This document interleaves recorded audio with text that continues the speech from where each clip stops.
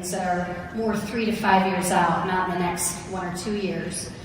2 is set it up for speed. You know, if you look at startup organizations, they don't have the normal silos and processes that a large company the size of Walmart or any of our other peers. And so trying to set up an organization to move as quickly as a startup would move is also really important. And the last is budget. Retail is a tough business, and our margins are razor thin.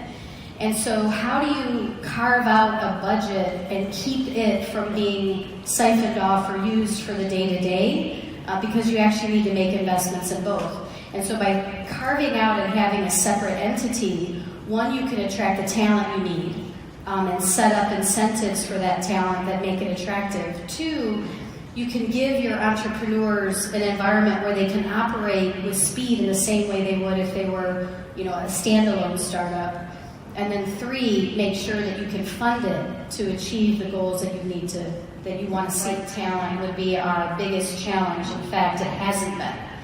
And part of it is when you get an entrepreneur who's passionate about creating the right customer experience or disrupting a certain part of retail, and they're very passionate about making that impact, being able to do that and then have the ability to scale it with an existing company, so not trying to sell into a company, but have the data, the customers, and the store footprint with which they can deploy that innovation is incredibly exciting for entrepreneurs. And so we've actually been more than pleasantly surprised at the CEOs we've been able to investing to win, and you're starting to show some momentum. People are attracted to that. So people want to have an impact, and they want to know that the area that they're going to be digging into is invested in by the company. And I think we've had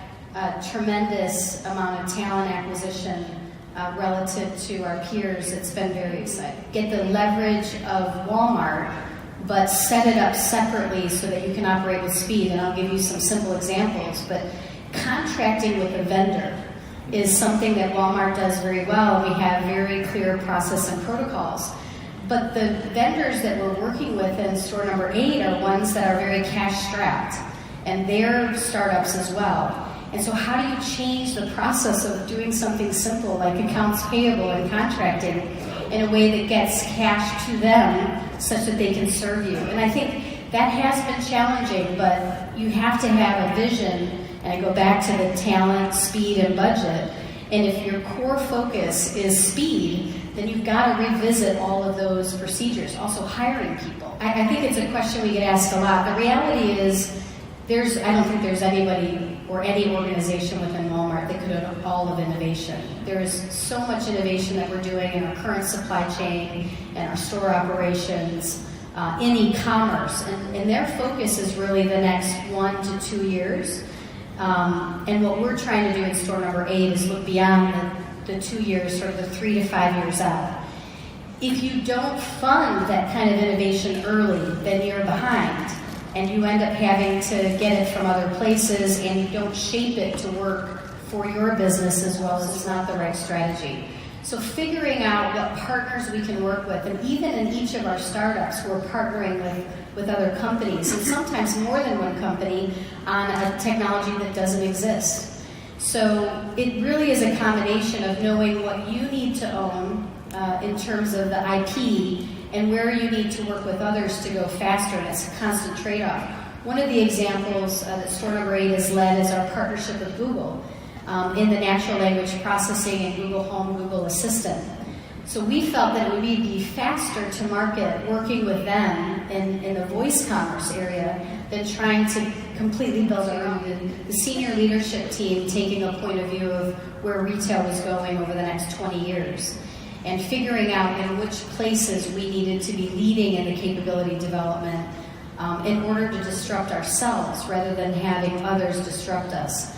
And I think any retailer needs to have that point of view and figure out what are the capabilities or technologies that will disrupt their business, and how do you lean into those earlier rather than later. For us, store number 8 is really a change in how we work. It's about having that vision, but then how do you invest in pieces and keep them separate so they're not distracted by the core business and the business of today, but also enabled to go fast, to learn and replicate. But it's not going to be all digital. It's really the combination of assets which are going to best serve the customer. At the end of the day, customers will decide what's most convenient to them. Now, there's part of the portfolio that customers are just going to want to outsource to technology in terms of just do it for me, but do it in a way that's economical, that's easy, that's seamless. And then there are other things that they want to spend time on because they want to touch, smell, taste, and see the product in ways that a digital interface won't allow them to see. So I think it's really the combination of physical and digital, which is going to be the future of retail.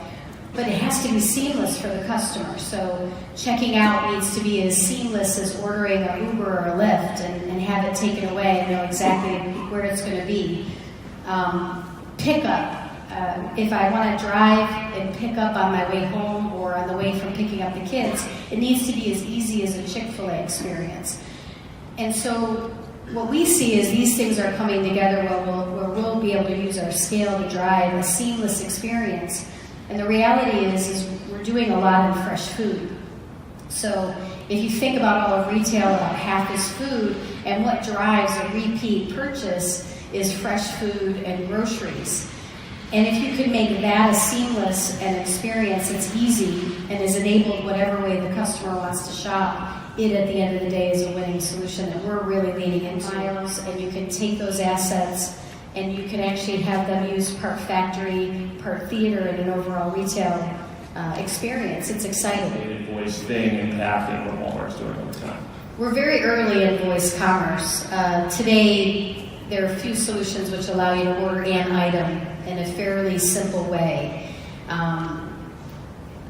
Vision search is also going to become another way, but as it relates to voice, where we need to get to and what we're working on in partnership with Google and with the capabilities we have inside Walmart is that shopping for a single general merchandise item is very different than shopping for grocery. And you can imagine a world in which I'm driving home and I realize what I need to pick up. And I say, Walmart, I need to order milk, egg, cheese, butter, bread. And whatever else I want to order. And given the relationship that I have with Walmart and my previous purchase pattern, the voice assistant combined with the richness of data of knowing who I am as a customer could basically complete the shopping order and may come back with one question to make sure that our customers see our value proposition. And then really the augmentation of our e-commerce business, the investment in Jet, as well as Moose Jaw, Shoe Buy, ModCloth, Bonobos, to really try to broaden our assortment as well as our customer reach. I think it's a combination of these things that's being recognized, but definitely the acceleration that we've had in e-commerce with really taking the e-commerce team of Jet and the e-commerce team of Walmart.com has been really exciting, and we're happy to see the momentum. Well.